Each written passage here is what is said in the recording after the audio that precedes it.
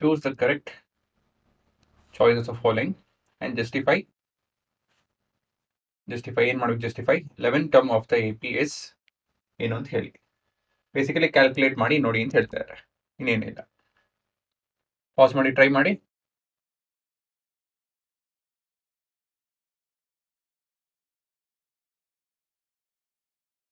even -3 -0.5 to ... so indirect ಆಗಿ ಏನು ಹೇಳ್ತಾರೆ, ಎ ಇಸ್ -3 ಮತ್ತೆ ಎನ್ ಇಸ್ 11 ಅಲ್ವಾ. ಡಿ ಇಲ್ಲಿ ಬರೀತೀನಿ -0.5 ಮೈನಸ್ ಆಫ್ -3. ಸೊ ಇದು +3 ಆಗುತ್ತೆ, ಉತ್ತರ 2.5 ಅಲ್ವಾ. ಸೊ ವೆರಿಫೈ ಮಾಡೋದಕ್ಕೆ T is also equal to 2 minus -0.5. So this is plus ಆಗುತ್ತೆ, ಇದು 2.5. ಸೊ ಡಿ ವ್ಯಾಲ್ಯೂ ಸರಿ ಇದೆ. ಸೊ ಡಿ ವ್ಯಾಲ್ಯೂ ನೀವು A2 - A1 ಕೂಡ ಮಾಡ್ಬೋದು, ಇಲ್ಲ ಅಂತ ಹೇಳಿದ್ರೆ A3 - A2 ಕೂಡ ಮಾಡ್ಬೋದು. ನಿಮ್ಗೆ ಯಾವುದು ಸುಲಭ ಆಗುತ್ತೋ ಅದನ್ನ ಮಾಡಿ. ಮುಂದಕ್ಕೆ ಏನು ಮಾಡಬೇಕು ಅಂತ ಹೇಳಿದ್ರೆ formula and substitution.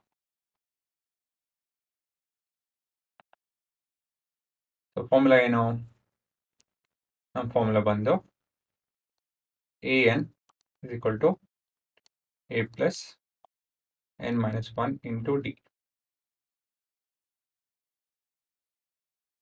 So substitution A of 11 ಬೇಕು ನಮಗೆ, is equal to A is -3 plus 11 minus 1 into common difference 2.5.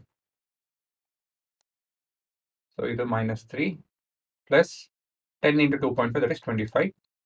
So answer is 22. Answer is B. So ಇದನ್ನ ವೆರಿಫೈ ಮಾಡೋದಕ್ಕೆ ನಮ್ಮ ಕೋಡ್ ಎಕ್ಸಿಕ್ಯೂಟ್ ಮಾಡೋಣ. ಸೊ ಸೀಕ್ವೆನ್ಸ್ ಏನು, -3.5 to ಅಲ್ವಾ, -3 -0.5 to end. So ನಮ್ಮ sequence is an AP. The first term A is -3, correct ಇದೆ. The common difference D is 2.5. Enter which term we are looking for. We're looking for 11th term and that happens to be 22. ಸರಿ ಅಲ್ವಾ, ಇದನ್ನ ಏನು ಮಾಡೋಣ. So ಅದೇ ನಮ್ಮ ಉತ್ತರ, ಅದು ಸರಿ ಇದೆ.